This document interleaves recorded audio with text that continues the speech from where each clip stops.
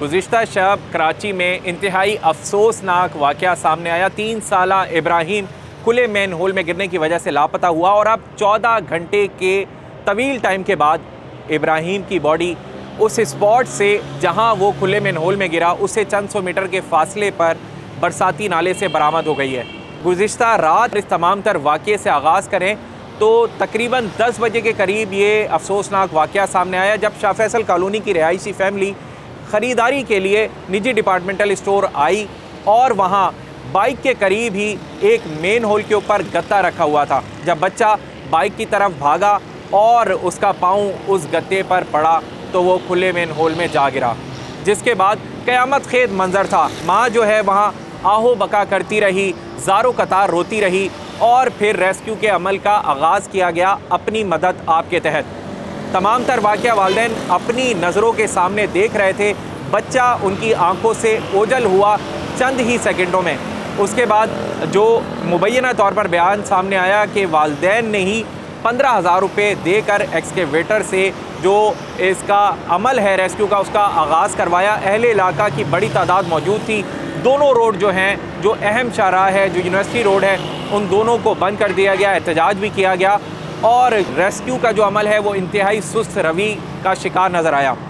Rescue 1122 की team जाए वक़ुआ पर पहुंची, जिन्होंने इब्तदाई तौर पर बताया कि जो मेन होल है वो उसका जो डायामीटर है, जो गोलाई है, वो बज़ाहिर तो काफ़ी बड़ी नज़र आ रही थी, 5 से 6 फुट की, लेकिन जैसे ही अंदर जाते हैं तो अंदर 2 से 2.5 फीट का नैरो हॉल था, जिसकी वजह से जो रेस्क्यू का अमल है उसको मुकम्मल नहीं किया जा सकता था। और फिर उसके बाद ये भी बताया गया जो डायग्राम है, क्योंकि डायग्राम मुतालिका इदारों के पास होती है, चाहे वो Karachi water and sewerage corporation हो या उसके अलावा जो बल्दियात के तमाम तर इदारे हैं उनके पास होती है। तो सबसे बड़ी वजह जो इब्तदाई तौर पर नज़र आई कि जो ड्रेनेज का सिस्टम था, जो वहाँ बरसाती नाला था, उसके इंटरसेक्शन पॉइंट्स का नहीं पता था, तो इसकी वजह से दुश्वारी काफ़ी सामने नज़र आई इस तमाम तर रेस्क्यू के अमल में।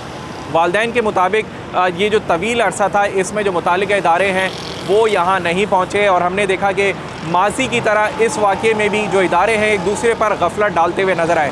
Karachi water and sewerage board के मुताबिक, जो कॉरपोरेशन है उसके मुताबिक, वो जो जगह है वो बरसाती नाला था और इसी वजह से वो उनकी डोमेन नहीं थी। और उसके अलावा जो टाउन का स्टाफ है वो भी वहाँ जो एक दूसरे पर मलबा डालता हुआ नज़र आया।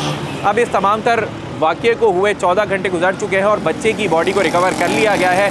इस पर वज़ीर आला सिंध की जानिब से नोटिस भी लिया गया। मेयर कराची की जानिब से प्रेस कॉन्फ्रेंस की गई, जिसमें उन्होंने बताया कि गुज़िश्ता साल 88,000 जो कराची के मेन होल्स हैं उन पर जो ढक्कन रखे गए और 55% जो टाउन म्यूनसिपल काउंसलर्स होते हैं, चेयरमैन होते हैं, उनको वो ढक्कन दिए गए, यानी कि ज़िम्मेदारी उन पर भी डाली गई।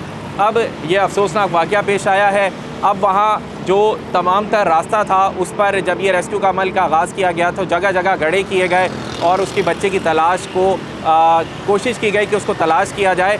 अब ये भी इतलात आ रही है कि ये जो बच्चा है, ये जो बरसाती नाला है वहाँ से चंद सौ मीटर के फासले पर वहाँ एक रेड़ी बांधने या कचरा चुनने वाले बच्चे ने उसको वहाँ से निकाला और पुलिस के हवाले किया।